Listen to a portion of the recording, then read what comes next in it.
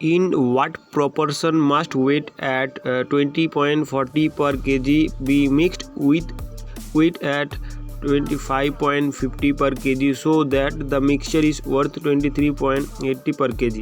মানে কোন অনুপাতে 20.40 প্রতি কেজি গমের সাথে 25.50 কেজি প্রতি কেজি গমের সাথে মেশাতে হবে যাতে মিশ্রণটির মূল্য 23.80 কেজি হয়।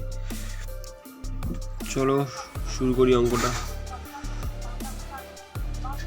তো এইখানে যে অঙ্কটা দেওয়া হয়েছে, এখানে প্রথমে একটির মূল্য হচ্ছে 20.40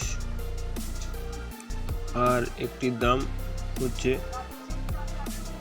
25.50, ঠিক আছে।